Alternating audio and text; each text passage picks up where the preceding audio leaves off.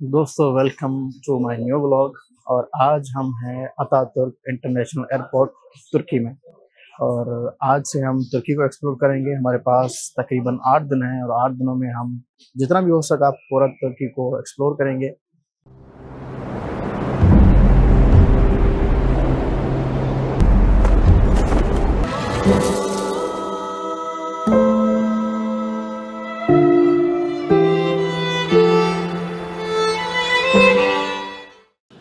तो अभी हम हैं एयरपोर्ट पे।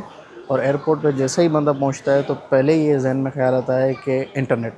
तो पहले हम इंटरनेट देखेंगे, कनेक्ट करेंगे, उसके बाद इमिग्रेशन क्लियर करनी है। और जो भी एक्टिविटी होगी मैं आपके साथ सारी शेयर करूँगा। Stay connected.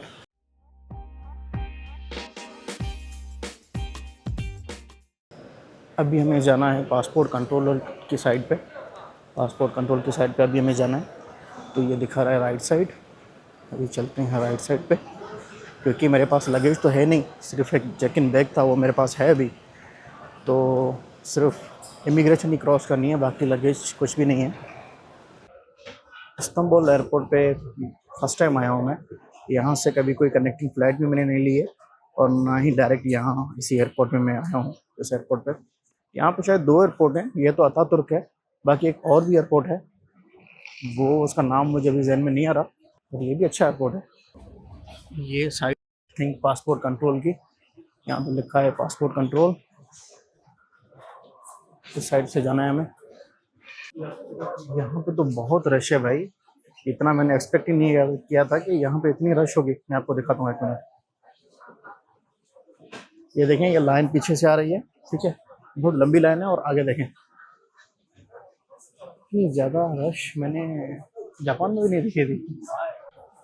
इन्होंने हमें कहा है आगे आगे एक और भी स्पेस है पासपोर्ट कंट्रोल का, वहाँ पे ज़्यादा स्पेस है आई गेस, और ये सारे लोग वहाँ पे एडजस्ट हो जाएंगे।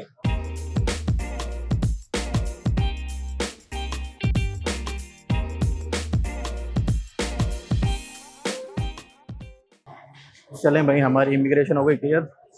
और कुछ नहीं पूछा, पासपोर्ट देखा, वीज़ा देखा और जाने दिया। वैसे भी इन लोगों को इंग्लिश इतनी नहीं आती, तो इतना ज़्यादा कुछ नहीं पूछते। मुझे किसी दोस्त ने भी बताया था, 2-3 दोस्तों ने बताया था कि ज़्यादा नहीं पूछेंगे। तो इमिग्रेशन बहुत आसान थी, कुछ भी नहीं पूछा।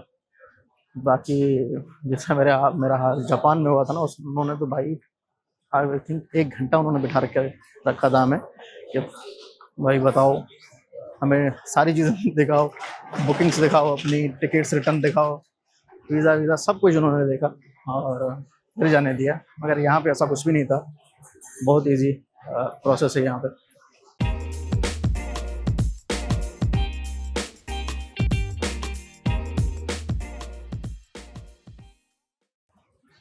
एग्ज़िट की तरफ तो मैं आ गया हूँ। अभी मुझे चाहिए इंटरनेट, तो इंटरनेट के लिए कोड मांग रहा है, वो मुझे कियोस्क की तरफ जाना पड़ेगा।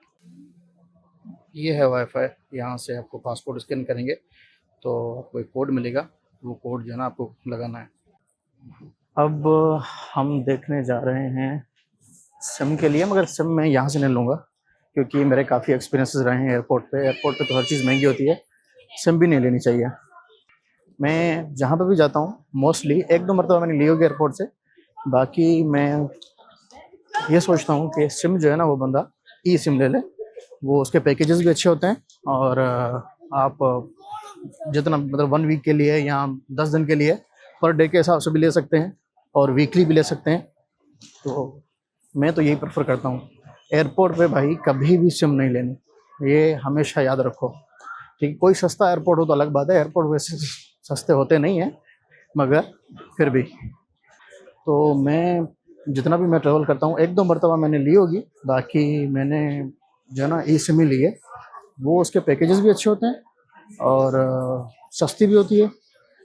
बाकी अगर ई सिम ना मिली मुझे यहाँ पे कोई मसला हुआ तो मैं सोच रहा हूँ कि बाहर जाके सिम लूँगा मैं।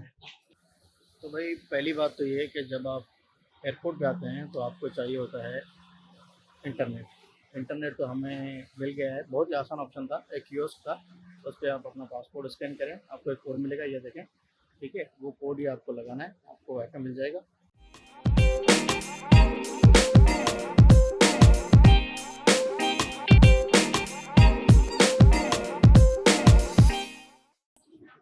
बहुत ही प्लेजेंट वेदर है और अभी हम जा रहे हैं तकसीम स्क्वायर।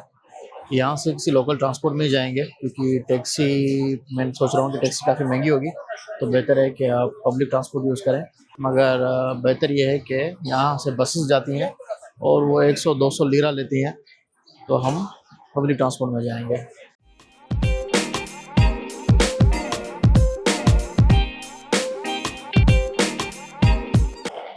हम यूज़ करेंगे पब्लिक ट्रांसपोर्ट, जो कि अभी बस हम यूज़ करें। यहाँ से एक बस जाती है और वो तकरीबन लेती है 100-200 लारी for one side. Okay, and how much balance will be in the card? Okay. तो भाई ये बस है, इस बस के थ्रू हम जाएंगे तकसीम स्क्वायर। और अगर आप टैक्सी लेंगे तो उसकी प्राइस है 1000 से 1200 लीरा।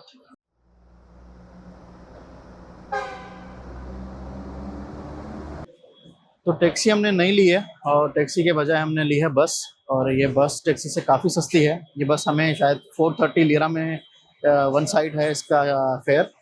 टैक्सी का फेयर था अराउंड 50 यूरोस। तो 50 यूरोस कैलकुलेट कर लें कितने होते हैं, बहुत ज़्यादा होते हैं।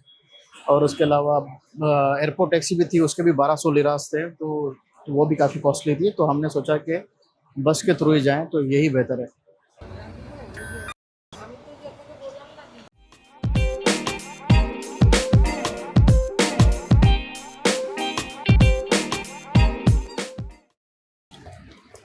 तो भाई ये थी हमारी बस, इस बस के थ्रू हम आए हैं और बहुत ही सस्ते में और कम टाइम में, बहुत ही कम टाइम में यहाँ पे पहुँचे हैं, शायद आधा घंटा लगा। तो ये है तकसीम स्क्वायर और यहाँ पे अभी मैं हॉस्टल देख रहा हूँ, होटल या हॉस्टल, क्योंकि प्राइस इतनी ज़्यादा नहीं है। तो मैं सोच रहा हूँ कि होटल ही ले लिया जाए, और एक दो ढूंढा है मैंने और वहाँ पे जा रहा हूँ। बुक तो कर लिया है मैंने, अब देखते हैं कि प्राइस भी नॉर्मल है। पहले मैं बुक कर रहा था उस हिसाब से तो प्राइस कम लग रही है मुझे, अब देखते हैं।